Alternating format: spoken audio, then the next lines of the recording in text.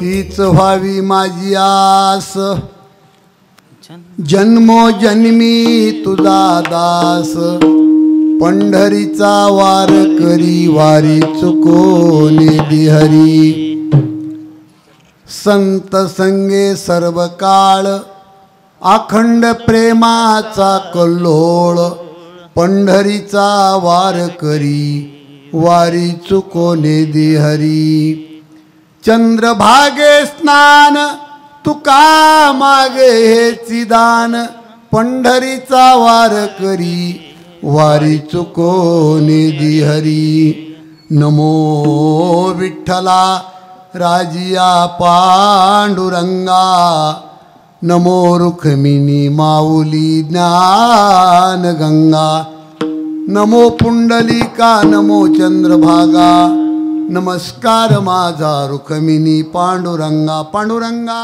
करू प्रथम नमन, पांडुरंगा करू प्रथम नमन, पांडुरंगा करू प्रथम नमन, पांडुरंगा करू प्रथम नमन, दुसरे चरणा संताचिया, दुसरे चरण संताचिया, दुसरे चरण संताचिया, त्यांच्या कृपादाने कथेचा विस्तार, त्यांच्या कृपादाने कथेचा विस्तार, त्यांच्या कृपादाने कथेचा विस्तार, त्यांच्या कृपादाने कथेचा विस्तार, सद्गुरु दास तुका, बाबाजी सद्गुरु दास तुका, बाबाजी सद्गुरु दास तुका.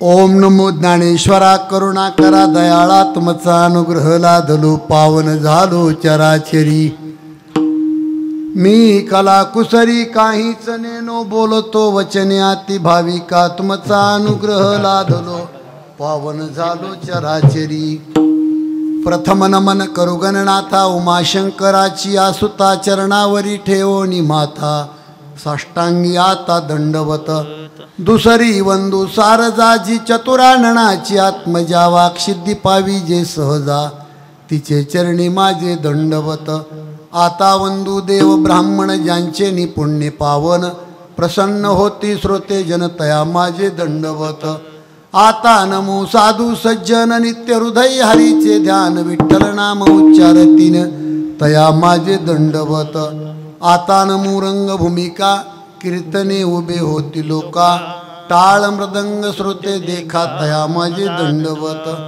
ऐसे नमन करुनिया सकळा, हरिकथा बोले बोबडिया बोला, अज्ञानी म्हणून आपुलिया बाळा, चालवी सकळा नामा मने विठ्ठल विठ्ठल विठ्ठल विठ्ठल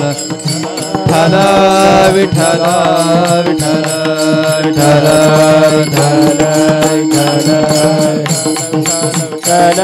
विठ्ठल विठ्ठल विठ्ठल विठ्ठल पुंडलिकावरे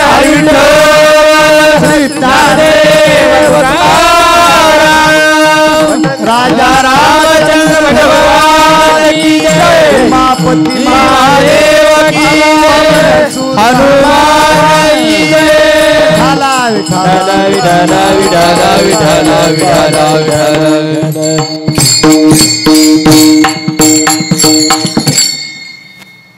हीच व्हावी माझी आस, जन्मोजन्मी तुझा दास, पंढरीचा वार करी वारी चुकोने दिहरी. प्रस्तुत प्रसंगी सेवेकरता निवडलेला अभंग आपल्या महाराष्ट्राचे लाडके संत, ज्यांना पाचवा वेद म्हटलं जातं असे जगद्गुरू देहुनिवासी जगद्गुरू तुकोबाराया यांचा हा अभंग असून, या अभंगामध्ये पांडुरंगाच्या समोर उभा राहून आपल्या अंतकरणातली इच्छा प्रगट करतात तुकोबाराया. हे पांडुरंगा, माझ्या अंतकरणामध्ये एवढीच आशा आहे की तुझं दास्यत्व घडावं. राहू द्या, या जन्मी नाही, इकडे लक्ष द्या, जन्मोजन्मी तुझं दास्यत्व घडावं. कुठल्या स्वरूपामध्ये? वारकऱ्याच्या. कोणाच्या संगतीमध्ये? संताच्या. आणि पंढरपूरला आल्याच्या नंतर चंद्रभागेचं स्नान, पुंडलिकाचं दर्शन आणि मायबापा तुझी भेट जन्मोजन्मी माझ्याकडून घडावं आणि ही गोष्ट चुकून न देण्याचं कामसुद्धा देवा तूच करायचे, अशी आपल्या अंतःकरणातली इच्छा आशा प्रगट केलेली आहे जगद्गुरु तुकोबारायांनी. अभंगावर बोलण्याच्या अगोदर थोडासा परिहार की गेली 32 वर्षापासून पंढरपूरला पायी येण्याचं फळ म्हणजे 20 गुंठे जागा आपण धर्मशाळेसाठी खरेदी केली. गेली 16 महिन्यापासून काय कष्ट केला असन महाराज, ते काही आता त्याच्यातच कीर्तन जाऊ नये. हो, खूप मेहनत केली. खूप माणसाने मेहनत करावी. दुसऱ्याच्या नाकात बोट घालण्यापेक्षा निष्क्रिय माणसानी मेलेलं परवडलं महाराज. आणि जीवनात क्रांती घडावी असं वाटत असेल तर मेहनतच करावी लागते. इंजेगावला माझं रामायण झालं. आजही जिवंत आहेत गोपीनाथराव मुंडे साहेबाचे थोरले मेहुणे. पण जेवताना आम्हाला रडून सांगत होते की चोले महाराज 5 वर्षाचे होते तेव्हापासून 13 वर्षाचे होईपर्यंत मुंडे साहेब मी सांभाळले. इंजेगाव ते परळी शाळेत जाण्यासाठी त्यांच्या पायात चप्पल नव्हती हो चोले महाराज, आणि रडायचे. ते मला सांगताना रडायचे. ज्याच्या पायात चप्पल नाही तो माणूस भारताचा राजा होतो आणि भगवानगडाचं दर्शन घेऊन दिल्लीला जाऊन प्राण सोडतो. अनेक नेते होतील पण मुंडे साहेबाची बरोबरी कुणी करू शकत नाही महाराज. रात्रभर तिघीही मुली हार तयार करीत होत्या की दिल्लीचे राजे झाले माझे बाबा. आणि परळी सजवलेली होती, बीड सजवलेलं होतं महाराज. पैसे देऊन दुसऱ्याकडून हार करून घेण्यापेक्षा तिन्ही मुली रात्रभर हार गुंफीत होत्या. माझा बाप भारताचा राजा झालाय, पण तो हार प्रेतावर वापरावा लागला. प्रारब्ध तुम्हाला, तुमच्या बापाला, मी असेल माझ्या बापाला नाही तर देवाच्या बापाला. प्रारब्ध कधी कोणाला सोडत नाही महाराज. पण मी सांगतो, ज्याच्या पायात चप्पल नाही तो माणूस भारताचा राजा होतो. याच्या पाठीमागं भगवान बाबाची शक्ती आहे. भगवान बाबा म्हणून दुसऱ्याकडे पाहण्यापेक्षा माणसाने मेहनत करावी. 17.5 गुंठ्याचा प्लॉट आपण रोडच्या पलीकडे घेतला. ज्या दिवशी प्लॉट घेण्यासाठी आलो मी त्या दिवशी उष्णे 3,500 रुपये लोकांचे आणले होते आणि त्याच्यातलेच 1100 रुपये मी दिले महाराज तिथं. बरं का, मी विदर्भामध्ये गेलो. माझ्या प्रेमाचे सोनदेवची मंडळी आहे ही. 5,38,000 रुपये दिले नामदेवांना या लोकांनी मला सौदा करून गेल्यावर. और 4-5 दिवसात 9 लाख रुपये जमले आणि 24 डिसेंबरला 9 लाख रुपये देऊन नोटरी केली मी. डिसेंबर, जानेवारी फेब्रुवारीमध्ये आम्ही 20 लाख रुपये जोडले. पण सगळ्या दुनियाला माहीत आहे महाराज, मार्च महिन्यात लॉकडाऊन पडलं. शेजारी रक्ताना त्याचा भाऊ मेला तर भाऊ मातीला गेला नाही. मी कुणाच्या घरी वर्गणी मागायला जाऊ सांगा मला.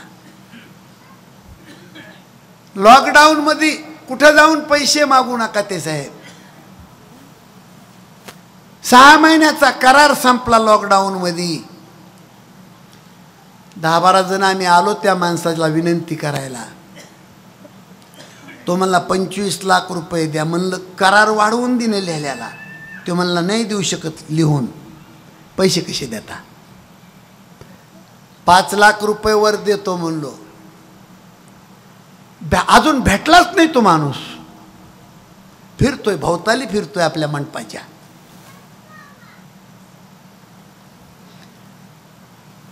माणसाचं सगळं गेलं तर चालेल, पण आबरू कधी जाऊ नये लक्षात ठेवा. कीर्तन ऐकतात ना तुम्ही, माणसाची इज्जत ही श्रीमंती आहे. कोण खातो पैशावाल्याला महाराज? चोऱ्या करून पैसे जर कमवले तुम्ही तर 1000 पटीने फेडावा लागते. मला बुलढाणा जिल्ह्यामध्ये 51,000 रुपये दिली. ती यशोदा कुठे इकडे? यशोदा, यशोदा उठून उभी राहा. कुठं बसली या? कीर्तनाला आली नाही काय गडे? 51,000 रुपये दिले. खुरपण करती पोरगी. बाहेर हवा खात होती काय की गडे? मायली की बाहेर बसल्या होत्या. बाहेर मी म्हणलं खुरपण करती बाई, कशाला पैसे देते तू? आबा म्हणली महाराज 9 वर्ष झालं तुमच्या दिंडीमध्ये येते मी.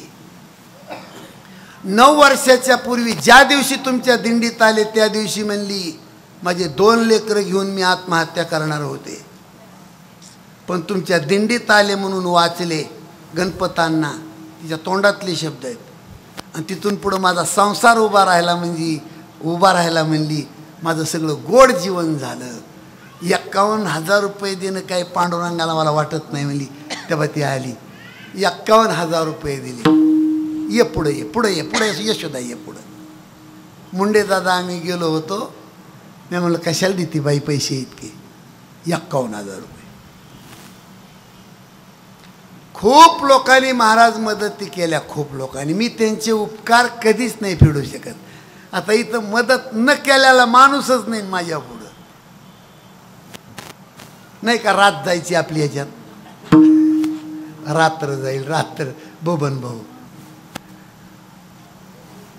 आणि मी सांगत होतो माणसाचं सगळं गेलं तर चालेल डापकर सर, पण आबरू जाऊ नये. लोकांच्या पैशाला मी हात लावला होता ना महाराज. म्हणून काय पांडुरंगाची ताकद आहे महाराज. पांडुरंगाच्या चरणावर पुरणपोळीचा निवद दाखविणारा जो मुलगा आहे त्याची जमीन आहे ती. गोड गरीब घरची माणसं ती 20 गुंठे जागा आपल्याला दिली. चौपदरी रोड त्याच्या समोरून त्या बंधाऱ्यावर निघतो. मोजून टेप लावायचा. 500 फूट भरतोय आपला प्लॉट. ते चंद्रभागा 500 फूट आहे. प्रश्न एवढाच आहे, तुम्हाला थोडा खड्डा वाटेल, पुढच्या वर्षी या खड्डा बघायला. खड्डा कसा दिसतोय ती दाखवतो तुम्हाला. हे महाराष्ट्रातली जनता आहे आपल्यासोबत सगळी. खड्डा नाही दिसू शकत. म्हणून 20 गुंठ्याची ती जागा तुम्हा आम्हा सर्वांसाठी आपण तो उपक्रम राबवला. आणि कुणी म्हणू नये आपल्याला चोर म्हणून हा सोहळा ठेवला आहे. सगळ्यांनी येऊन ते पाहावा. यांनी 1 रुपया दिलाय, कुणी लाख रुपये दिले, त्या प्रत्येक भाविकांनी येऊन इथं पाहावं म्हणून मी रात्रीचा दिवस करून हे उभं केलं महाराज. कितीही नाही म्हणलात तुम्ही तरी 35 लाख रुपये आपल्या सप्त्याचा खर्च आहे. कोण देतोय कोण भागवितय ते पांडुरंगाला माहीत. पाय त्याचे धरा, देव करा धनी, रिद्धी सिद्धी वाहे पाय. ते आठवला दृष्टांत म्हणून सांगतो तुम्हाला. नामदेव महाराज म्हणले राजाई पांडुरंगाला मला जेवायला आणायचे उद्या द्वादशीला, स्वयंपाक करतो. राजाई म्हणली अन्नाचा कण नाही घरामध्ये, काय गप्पा मारता तुम्ही. नाराज झाले थोडे नामदेव महाराज आणि पांडुरंगाच्या समोर जाऊन उभे राहिले. पांडुरंगा उद्या द्वादशी सोडायला तुला माझ्या घरी यावं लागतंय. आबावरी बघा. देव म्हणला नामदेवा चिमणी रडून गेली तर तुझ्या घरात अन्नाचा कण नाही, काय करतो मला जेवायला. नामदेव महाराज म्हणले, देवा निमंत्रण जेवायचं द्यायला आलोय मी तुम्हाला, आणि निमंत्रण देणाऱ्या माणसाला जेवणारा माणूस असा कधी म्हणत नसतो तुझ्या घरी काय. जरा बारीक विचार करा. पण वशिला लावण्यासाठी नामदेव महाराज तिथून पलीकडे रुक्मिणी मातेकडे गेले. देव काय येतो म्हणले नव्हते. आईसाहेब माझ्या घरी देव जेवायला येणार आहे, चला ना स्वयंपाकाला. रुक्मिणी माता म्हणली, नामदेवा खोटं बोलतोस, देव तुझ्या घरी जेवायला येऊ शकत नाही. म्हणले चला. रुक्मिणी माता म्हणली, देव तुझ्या घरी जेवायला येत असेल तर मी स्वयंपाकाला येते, चल बरं. देवाच्या समोर रुक्मिणी माता आणि नामदेव महाराज आले. चित्र इथून दिसन तुम्हाला. रुक्मिणी माता अशी उभी राहिली आणि देवाकडे बोट करून नामदेव महाराज कसे करते तर, देवा तुम्ही माझ्या घरी जेवायला येतो म्हणले का नाही ती खरं सांगा. देव म्हणले हो.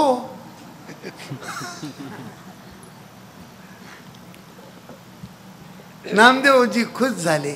रुक्मिणी माता म्हणल्या, चल चल तुझ्या घरी स्वयंपाक करायला.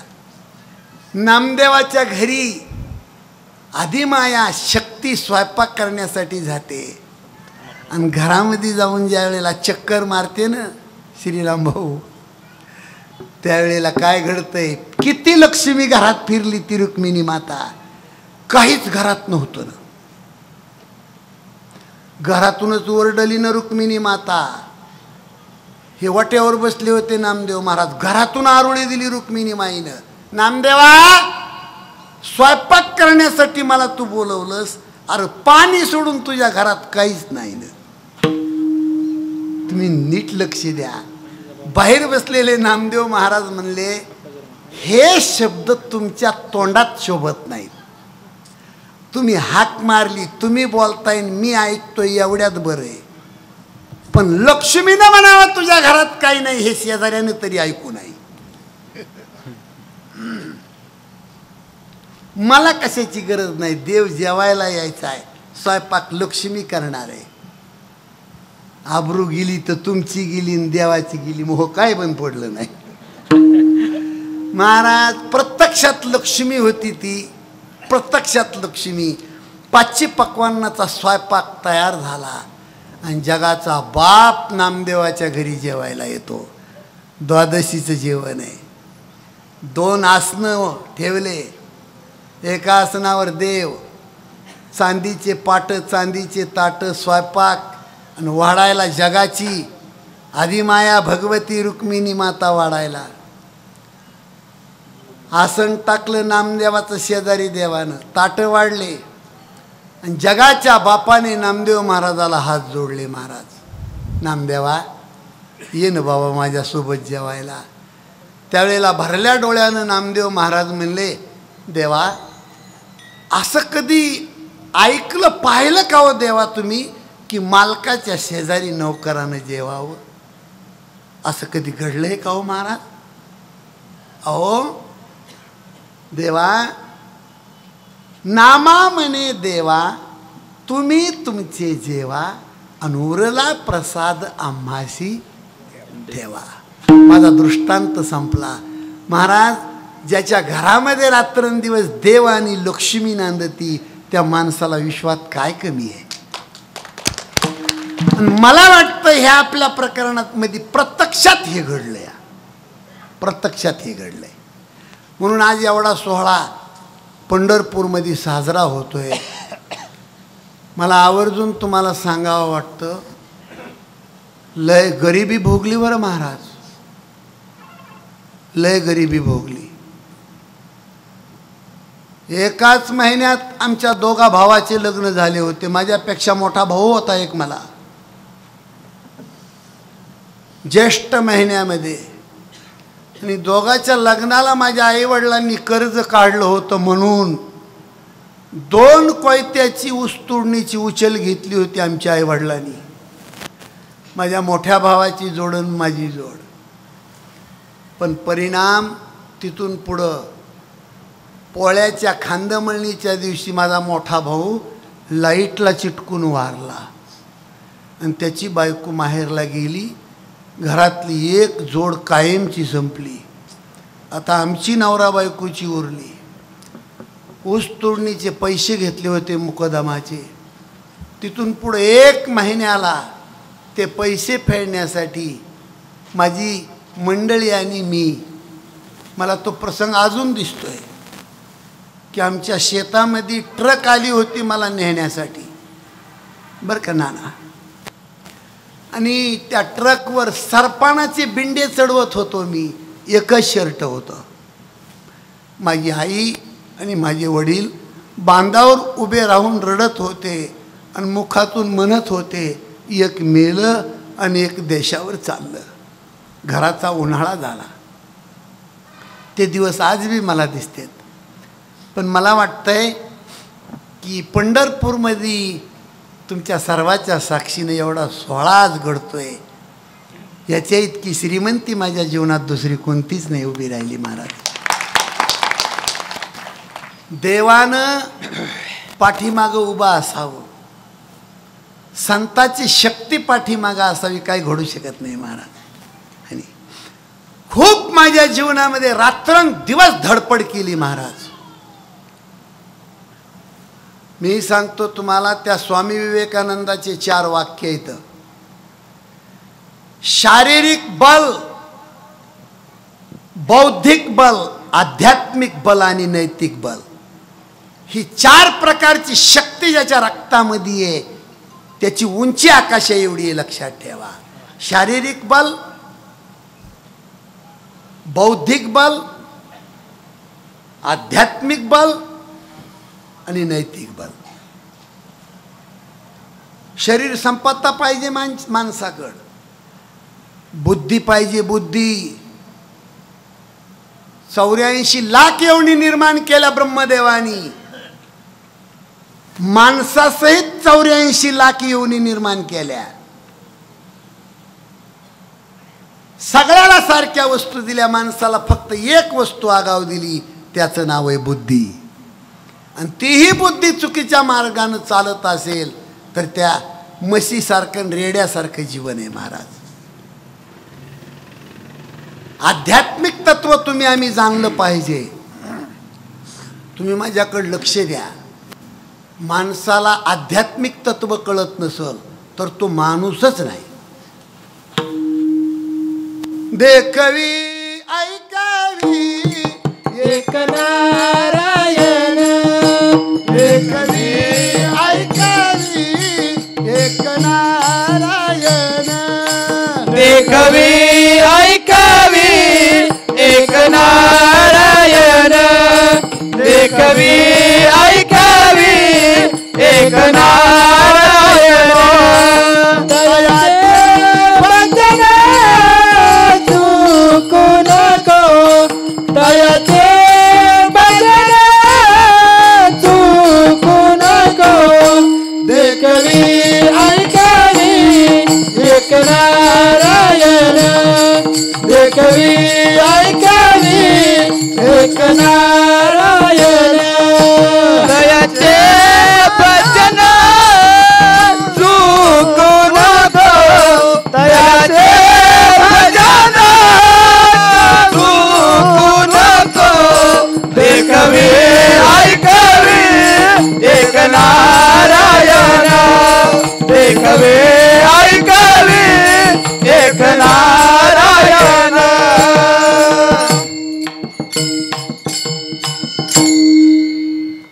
प्रत्येक माणूस म्हणतो सगळं करतो ते मीच करतो, मी करतो म्हणून तो होत आहे. मी करतो मी, याचा अर्थ असा आहे की आध्यात्मिक तत्व तुमच्या डोक्यातच नाही अजून. कोण झोपेतून उठवतंय आबा तुम्हाला, कोण जीव घालतंय डोळ्यानं, कोण पाया लावतंय, ही सगळी महाशक्ती कुठून तयार होते, ही आध्यात्मिक शक्ती माणसाला कळणं खूप महत्वाचं आहे. या विठाला विठाला विठाला, या पुढे या.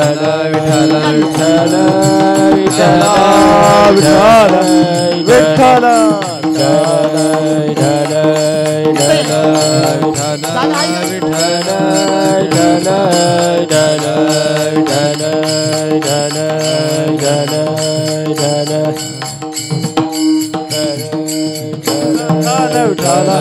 विठ्ठल विठ्ठल विठ्ठल विठ्ठल विठ्ठल. हो. उद्या आपल्याला जिलाबीची पंगत आणि त्याच्यासोबत मठ्ठा प्यायला. मठ्ठा आदरणीय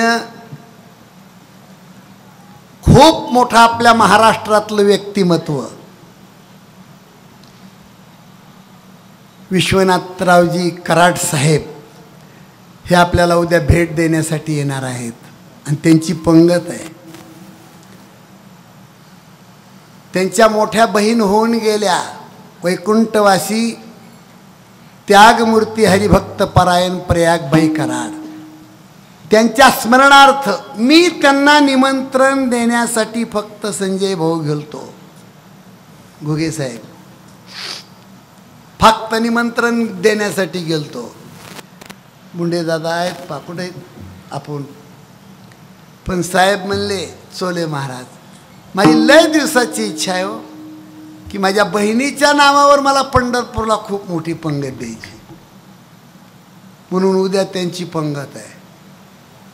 खूप मोठी हस्ती आहे आपल्या या मंडपमध्ये. उद्या येते ना, आजच मुक्कामाला येतो म्हणले होते मी, सकाळी येणार आहेत. हां, उद्या येणार आहेत. आदरणीय ढोकबाबाच्या रामायणाच्या स्टेजवर ते उद्या येणार आहेत आणि आपल्या त्या जेवण मंडपमध्ये त्यांचे पाऊल लागणार आहेत.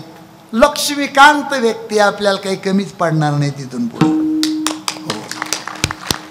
आणि किती कुशल मार्गदर्शन आहे.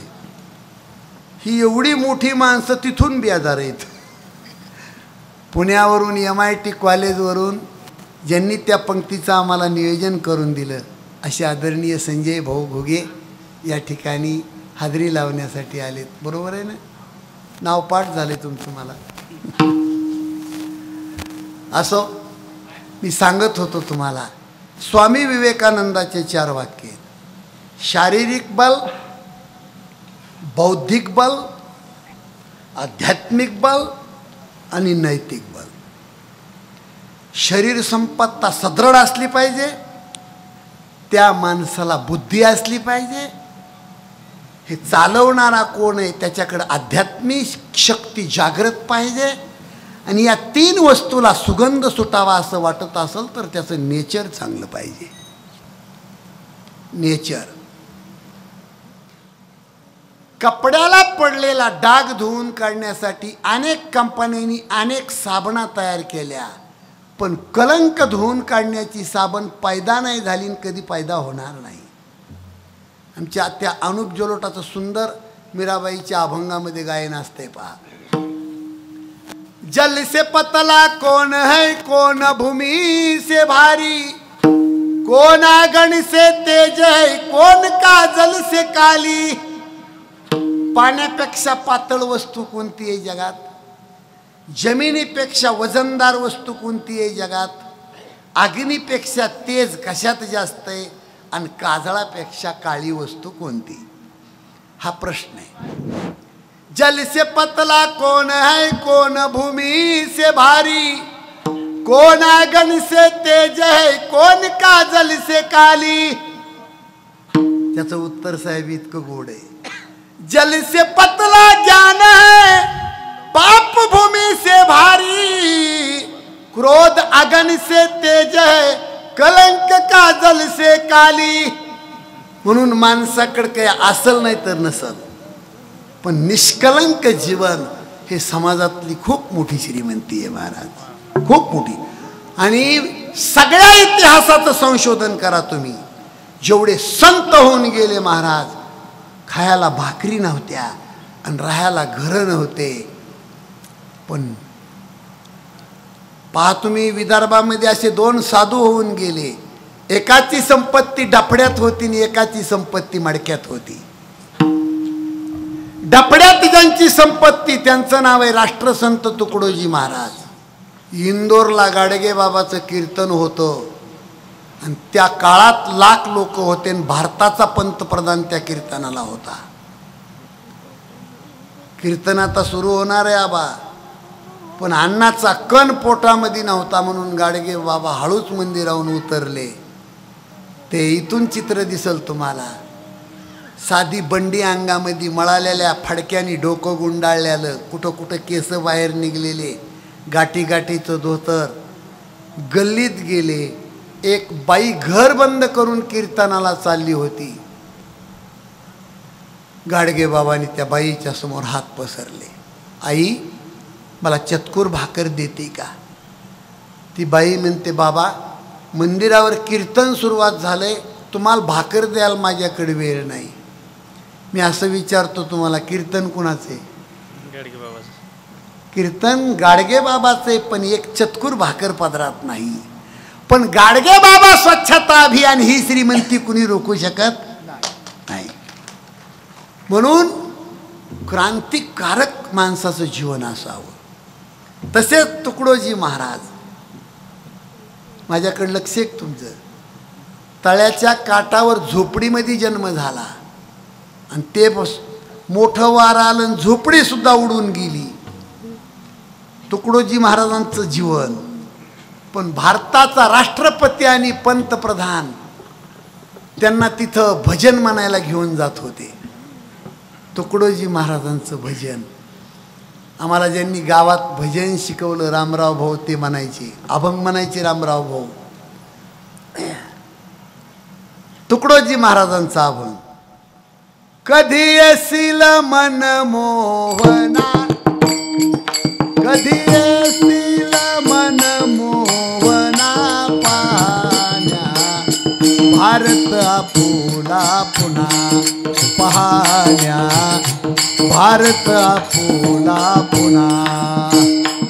कधी येशील मन मोहना, कधी येशील मन मोहना पाहण्या, भारत आपुला पुन्हा पाहण्या, भारत आपुला पुन्हा.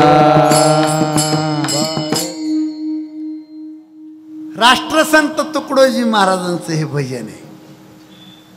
आपल्या वारकरी संप्रदायामध्ये ते जर भजन चालू केलं की नामदेवांना, तर जुने खुटाडेत का भजन करणारे ते पटकून टाळाला दाबी दे. गप.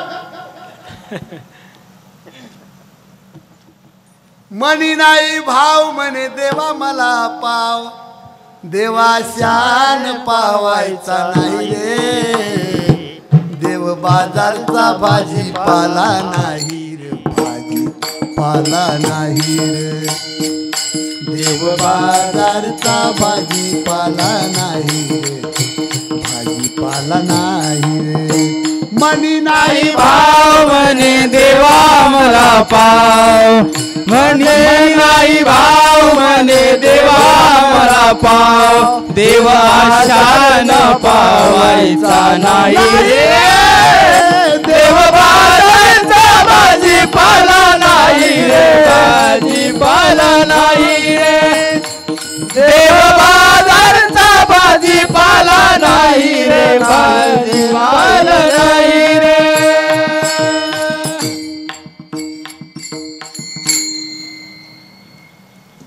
दगडाचा देव त्याला वडाराचं भेव, लाकडाचा देव त्याला अग्नीचं भेव, सोन्या चांदीचा देव त्याला चोराचं भेव. ते राष्ट्रसंत तुकडोजी महाराज.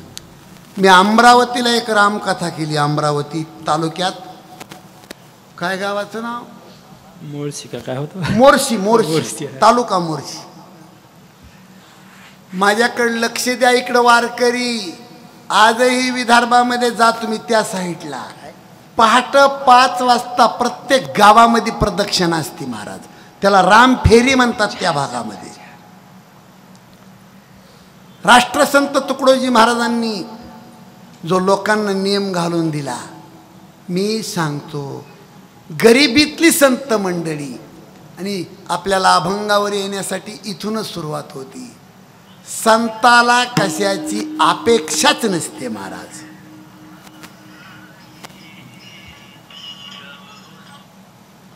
साधू संताला कशाची अपेक्षा नसते. जगद्गुरु तुकोबारायाकडे नजराणा पाठवला छत्रपती शिवाजी महाराजांनी, पण डोळ्यानं सुद्धा पाहिला नाही महाराज.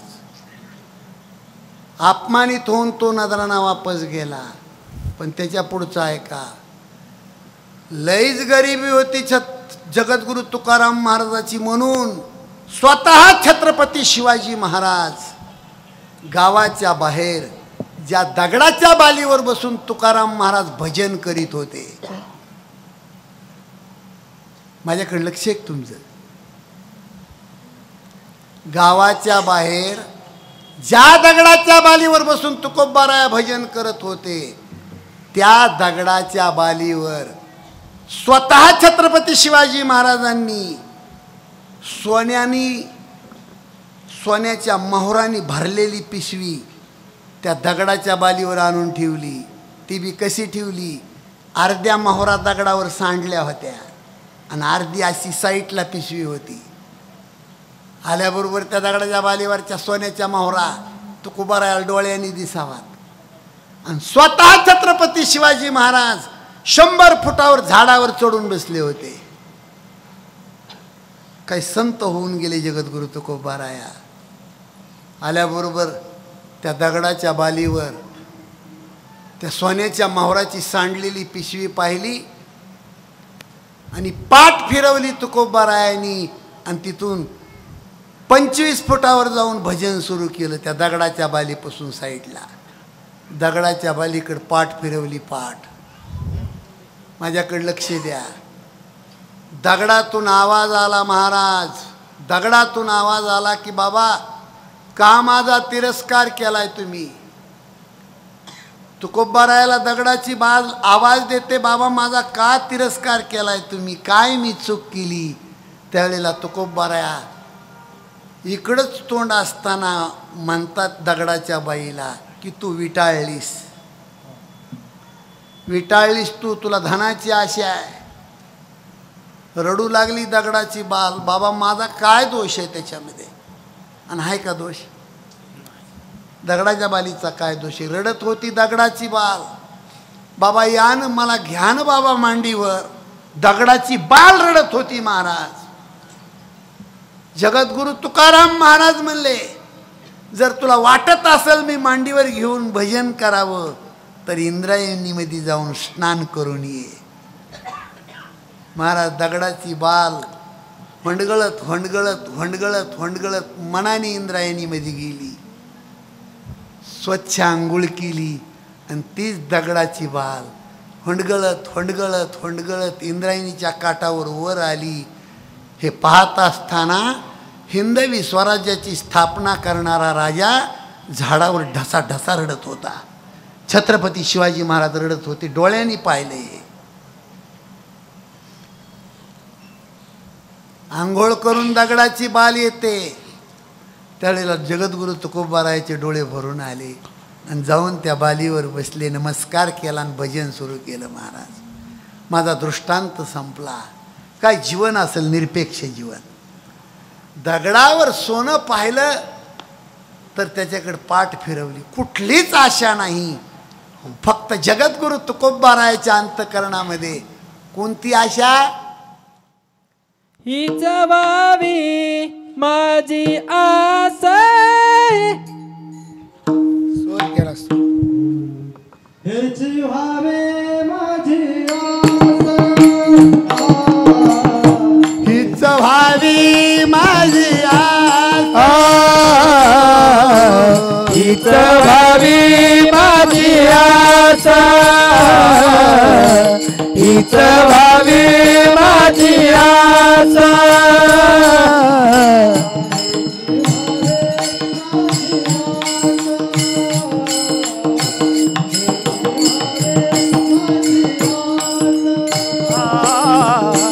हीच व्हावी माझी आस, हीच व्हावी माझी आस. जन्म जन्मी तुझा दास, जन्म जन्मी तुझा दास,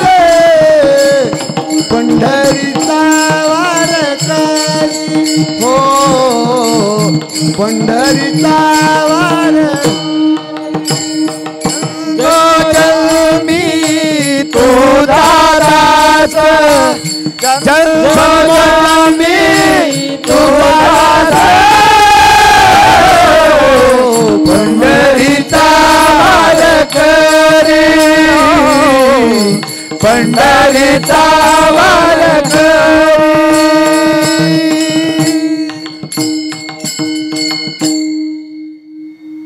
जगामध्ये प्रसिद्ध दुकानं फक्त 3 आहेत. जीवाची दुकान, देवाची दुकान आणि संताची दुकान. जीवाच्या दुकानात फक्त दुःख आहे, देवाच्या दुकानात सुख आणि दुःख आहे, संताच्या दुकानात फक्त सुख आहे. जीवाच्या दुकानामध्ये दुःख का? कितीही देवानं दिलं तरी मनच माणसाचं भरत नाही, म्हणून दुःख आहे. हो, तिकडं आमच्या भागामध्ये 3 दिवसात म्हातारा मरणार धरणीला पडलेला आहे. थोरला मुलगा थोरली सून, धाकटा मुलगा धाकटी सून. फक्त म्हातारं बघत होतं डोळ्यानं, त्याची वाचा बंद पडली होती, कळत होतं पण बोला येत नव्हतं.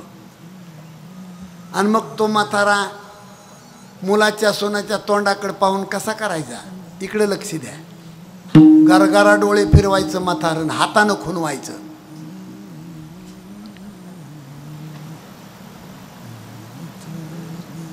पोरायला वाटलं म्हाताऱ्यानं इकडल्या भिंतीत काहीतरी टिकावानं पारीनं भिंत पाडली, काही निघालं नाही. कळतंय म्हाताऱ्याला बोलता येत नाही. म्हातारं कसं करतं? इकडली पाडली, मागली पाडली. मारताना म्हाताऱ्यानं अख्खं घर साफ केलं पण भजन नाही केलं. हा, भजन नाही. दुसऱ्या दिवशी गावातला एक शहाणा माणूस येतो, पोरांनो भिंती का पाडल्या? पोरं म्हणले म्हातारा असंच करतंय.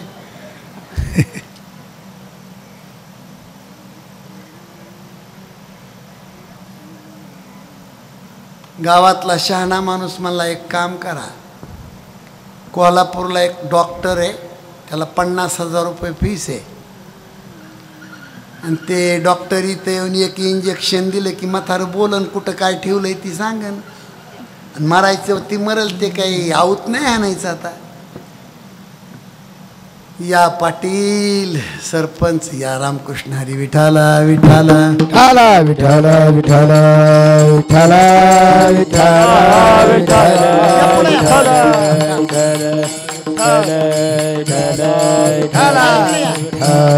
विठाला नामदेव भाऊ विठ्ठल विठ्ठल विठ्ठल विठ्ठल विठ्ठल विठ्ठल विठ्ठल विठ्ठल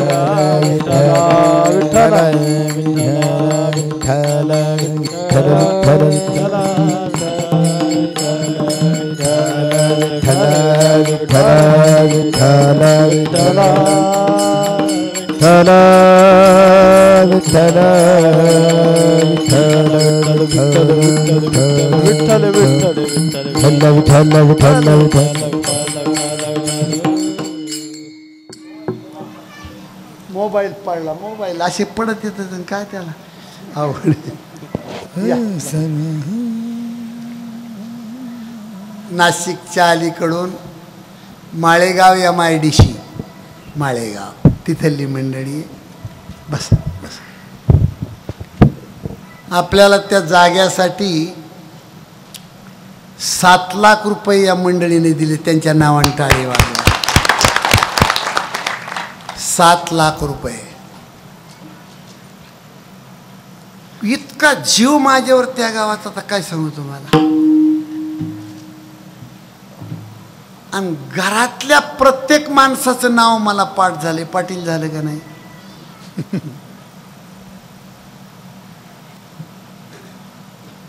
पाटील, एसी रूम मध्ये तुमची आई किती दिवस सांभाळली तुम्ही? उठून उभा राहा बरं थोडं माझ्यासाठी, थोडं थोडं. 22 वर्ष. महाराज 22 वर्ष येशिरूम मध्ये आई सांभाळली पाटलानं, धरणीला होती. लुगडं पाटलानंच नेसवायचं. भाकर दुधात चुरून पाटलानं कोण्याच देवाच्या पाया पडली नाही 22 वर्षात. पण गेल्या वर्षी आई वारली आणि मला फोन झाला माझा की काय नाही म्हणते चोले महाराज मी अनाथ झालो, भिकारी आहे सध्या, बसा बसा. काय कमाल आहे महाराज. रोज 10-5 हेच कीर्तन खरं आहे, बाकीचं सांगू काय तुम्हाला. हरामखोर लोकांनी कीर्तन करावेत, ऐकावेत आणि आईचं आणि बापाचं थोबाड पाहू नये. कुठली संस्कृती आहे. आणि पहिलं कीर्तन त्यांच्या गावात माझं झालं. पहिलं ते माळकरी नव्हते, पण आईवरच माझं कीर्तन झालं त्यांच्या गावामध्ये. मला घरी नेलं आणि माझ्याकडून माळ घातली. वयानं माझ्या वडिलासारखे, पण माझा शिष्य झालेत आणि खूप खूप प्रेम. सरपंच आलेत, आदर्श सरपंच नामदेव भाऊ. ही सगळी मला नावं पाठ आहेत. लांबून आपल्या या कार्यक्रमाला भेट देण्यासाठी आलेत. एका एकाचं वर्णन करायचं ठरलं तर मला वाटतं महिन्याचा सप्ताह घालावा लागेल का काय, अशी भानगडे. असो, सर्वाबद्दल माझ्या अंतःकरणामध्ये सारखं प्रेम आहे आणि ते प्रेम जिवंत राहावं अशीच पांडुरंगाच्या चरणी मी नम्र प्रार्थना करतो. सज्जनानो, 50,000 रुपये भरून कोल्हापूरचा डॉक्टर आणला. भानात राहिलं पाहिजे ना.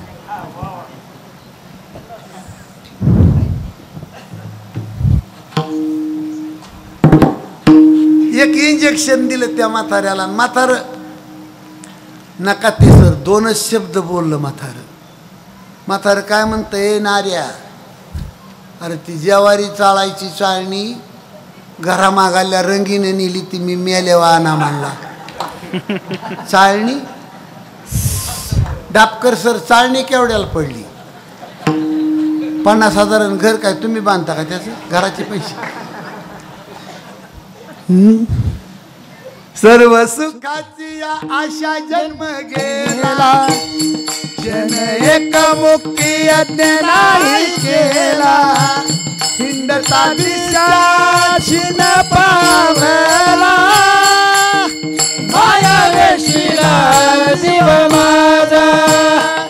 सर्व सुखाची आशा जन्म गेला, जन एक मुक्ती यज्ञ नाही केला. हिंडता दिशाची न पावला, माया वेशीला जीव माझा. सर्व सुखाची आशा जन्म गेला, सर्व सुखाची आशा जन्म गेला. क्षण एक मुक्ती यज्ञ नाही केला, क्षण जन्म मुक्ती नाही केला. सर्व सुखाची आशा जन्म गेला, क्षण एक मुक्ती यज्ञ नाही केला.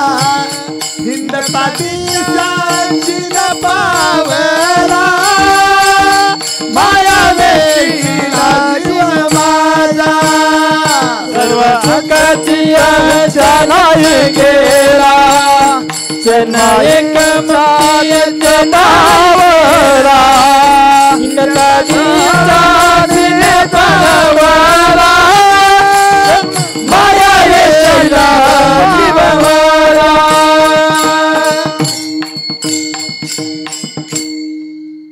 म्हणून जीवाच्या दुकानात दुःख आहे. काही बी घ्यावाच वाटतं ना माणसाला, आणि इच्छा ही दुःखाची माय आहे. देवाच्या दुकानात सुख आणि दुःख आहे. एकाच गावात श्रीमंताच्या मुलाचं लग्न एका गल्लीत होतंय, खायला गुलाबजांबू आहेत, ती गल्ली आनंदात आहे. पण त्याच गावात दुसऱ्या गल्लीमध्ये गरिबाचा तरणा बांड मुलगा मरतो, ती गल्ली मात्र दुःखात आहे. एकाच सुख दुःख समान सकळ जीवीचा कृपाळ, ज्ञानाचा उद्बोध भक्ती प्रेमाचा कल्लोळ, धन्य जगी तोची एक हरिरंगी नाचे रामकृष्ण वासुदेव म्हणून हीच व्हावी माझी आस संताच्या दुकानात फक्त सुख आहे संताला गरजच नाही महाराज कशाची म्हणून हीच व्हावी माझी आस जन्मोजन्मी तुझा दास कुठल्या स्वरूपामध्ये वारी घडावी अभंगाचं दुसरं चरण पंढरीचा वार करी पंढरीचा वार करी पंढरीचा वार करी पंढरीचा वार करी पंढरीचा वार करी पंढरीचा वार करी पंढरीचा वार करी पंढरीचा वार करी वारी तुकोने दियारी वारी तुकोने दियारी वारी तुकोने दियारी वारी तुकोने दियारी सावर करी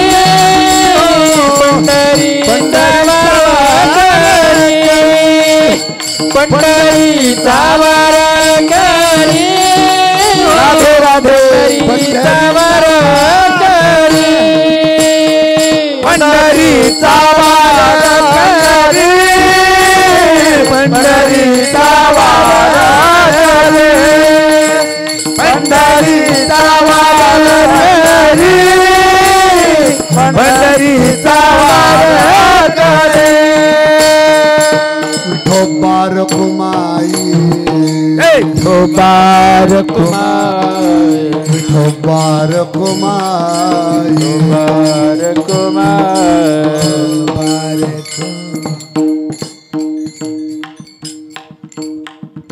वेळ तर संपली आपली वारकरी या शब्दाचा अर्थ अष्टगंध गळ्यात माळ भगवी पताकन पंढरपूरची वारी इतका लहान अर्थ नाही त्याचा कपाळाला अष्टगंध लावतो पंढरीची वारी करतो ज्ञानेश्वरी वाचवितो भजन करतो रानात गेल्यावर दुसऱ्याचा बांध कोरतो ए रे वारकरी वारकरी दुश्मनावर जो वार करतो तो वारकरी मग दुश्मन कोण प्रत्येकाच्या रक्तामध्ये 3 दुश्मन आहेत काम क्रोध आणि लोभ या 3 दुश्मनावर जो वार करतो तो खरा वारकरी आहे खरी वारकऱ्याची ही व्याख्या आहे याच्यावर 1 तास कीर्तन करता येईल पण आपली वेळ संपली कोणाच्या संगतीमध्ये वारी घडावी संत संगे सर्व काळ तुम्हाला माझी विनंती आहे माणसाचं जीवन बदलवते फक्त संगत बदलवते म्हणून चुकीच्या माणसाची संगत केली तर पिढ्यानपिढ्या चुकीच्या रस्त्याने जातील चांगल्या माणसाची संगत केली तर पिढ्यानपिढ्याचा उद्धार होईल काय झालं एक दिवशी कावळा राजहंस पक्षाच्या घरी चहा प्यायला गेला न बोलवता काय माणसाचा धंदा असतो सकाळी आंघोळ केली आणि गंधाचा पटा वाढला की 10-5 घरं घेतं ते त्याला बोलवायची गरज पडत न बोलवता दुसऱ्याच्या घरी जाणारा माणूस इतका नीच पातळीचा असतो पण मला वाटतं या मंडपात तसला माणूस नसल हो हिंदीमध्ये एक अशी म्हण आहे जिस घर पर आदर माना नहीं उस घर पर जाना ना चाहिए जिस घर पर आदर मान नहीं उसे घर पर जाना ना चाहिए चाहे लड़का कितना भी प्यारा हो उसे सिर पर बिठाना ना चाहिए जिस घर पर आदर मान नहीं उस घर पर जाना ना चाहिए चाहे थोड़ा भी को कमी कर किशोर चाहे लड़की कितनी भी प्यारी हो उसे घर घर घुमाना ना चाहिए। जिस घर पर आदर मान नहीं उस घर पर जाना। चाहे भैया कितना भी दुश्मन हो उसे भेद छुपाना ना चाहिए। जिस घर पर आदर मान नहीं उस घर पर जाना चाहिए। गड्या माणसासाठी सांगतो, गड्या माणसासाठी ज्याच्या हातात बांगड्या नाहीत त्यांना माझी विनंती आहे, मर्द पुरुषाने मनातली गोष्ट बायकोला कधी सांगायची नसते.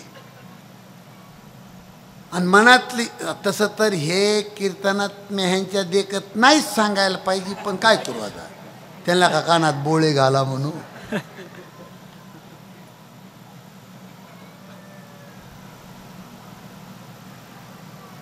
मनातली गोष्ट जर बाईला मर्द पुरुषाने सांगितली तर त्या गोष्टीचं भांडवल तयार करून जन्मभर ती बाई नवऱ्याची छेड करणार. मनातली गोष्ट बाईला कधी सांगू नये. आणि खरं सांगू तुम्हाला, मनातली गोष्ट रक्ताचं नातं असलेला भाऊ त्याच्यासाठी कधीच लपवू नये. जाऊ द्या. जिस घर पर आदर, बिनकामाचा कावळा राजहंस पक्षाच्या घरी चहा प्यायला. भानात राहिलं पाहिजे कीर्तनात, नाही तर उद्योग होईल जागला.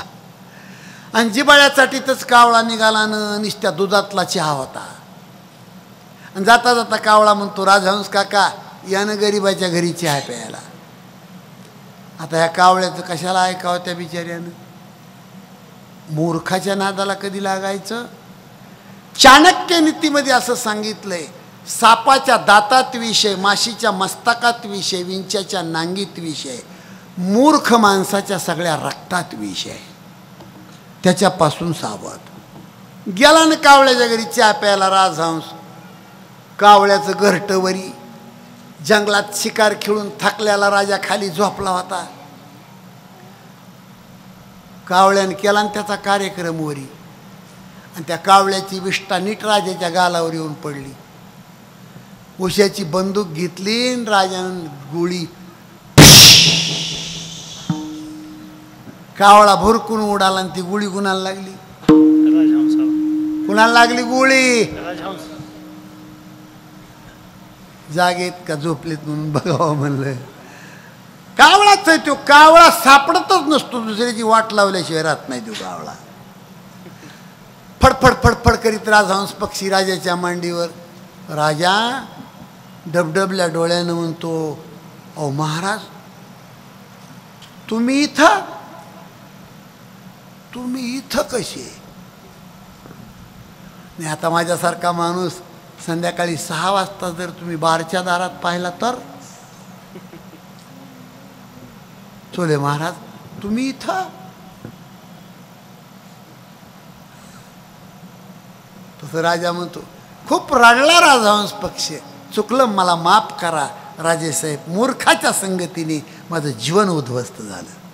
म्हणून चुकीच्या माणसाची संगत महाराज घर संपवून टाकणार. पण संताच्या दारातलं कुत्रं होऊन राहागडे, तुमच्या पिढ्यानपिढ्याचा उद्धार झाल्याशिवाय राहणार नाही, पिढ्यानपिढ्याचा. म्हणून संत संगे सर्व काळ अखंड प्रेमाचा कल्लोळ. आणि पंढरपूरला आल्याच्या नंतर चंद्रभागे